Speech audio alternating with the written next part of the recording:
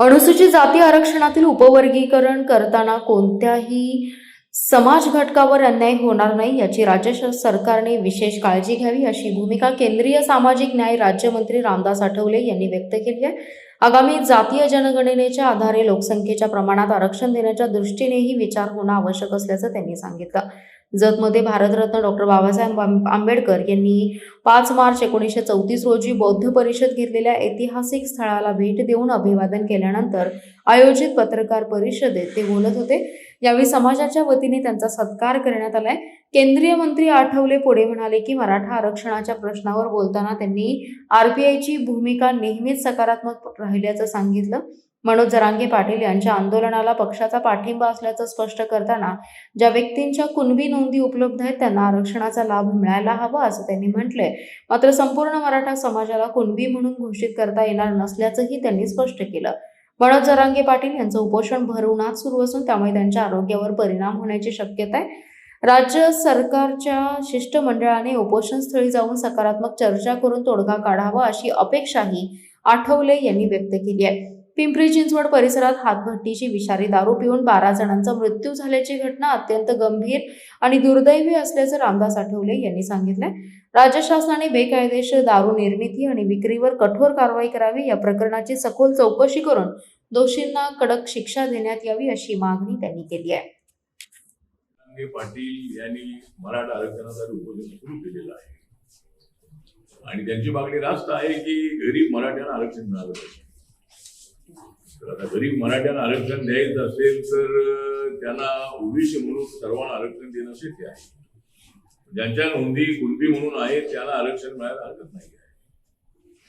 आणि एक तर मला असं वाटतं की हा जर प्रश्न सोडवायचा असेल तर सध्या महाराष्ट्र सरकारने मराठा समाजाला राज्यामध्ये 10% आरक्षण दिलेलं आहे। एमपीएससीच्या एक्झाम असतील किंवा राज्य सरकारच्या भरतीचे ज्या रिक्रुटमेंट असतील त्याच्यामध्ये आणि शिक्षणामध्ये 10% आरक्षण मराठा समाजाला देण्यात आलेलं आहे।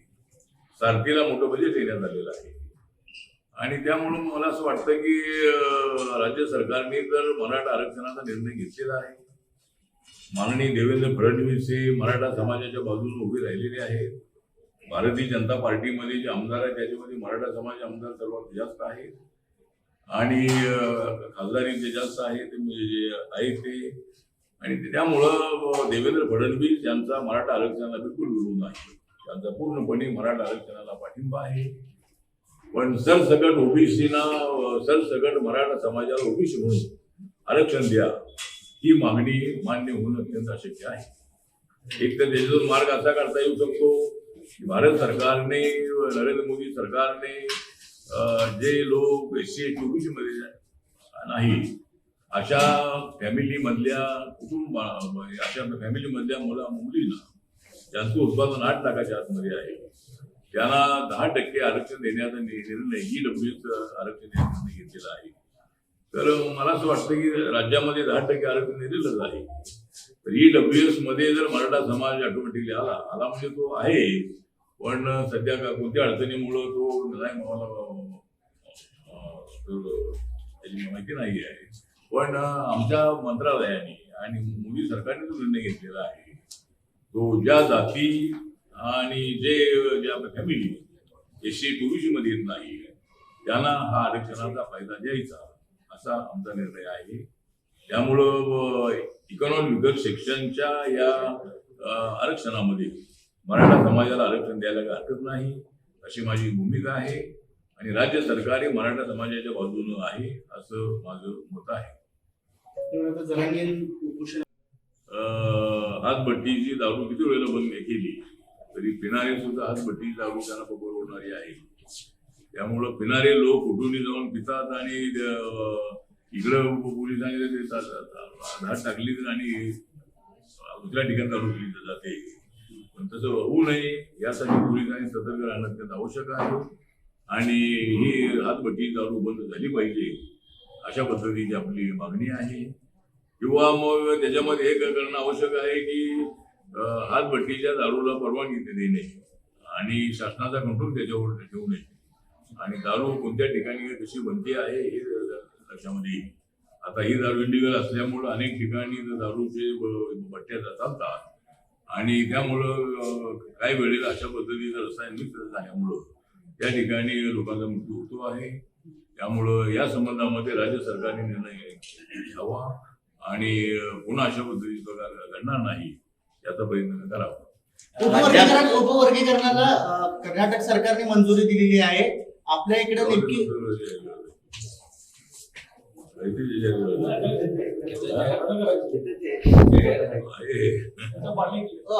तर आमचे घडला होता 10 ते 12 पुण्यामध्ये दारू कांड एक घडलेला आहे. 12 जणांचा मृत्यू झालेला आहे. विषारी दारू आणि अधिकारी पण निलंबित झाले. पिंपरी चिंचवड मध्ये विषारी दारू पिल्यामुळं 12 लोकांचा मृत्यू झालेला आहे. आणि अशा घटना ज्या आहेत त्या घटना देशभरामध्ये अनेक वेळेला घडलेल्या घडू नये. आणि अशा पद्धतीची दारू आहे जी देशी दारू आहे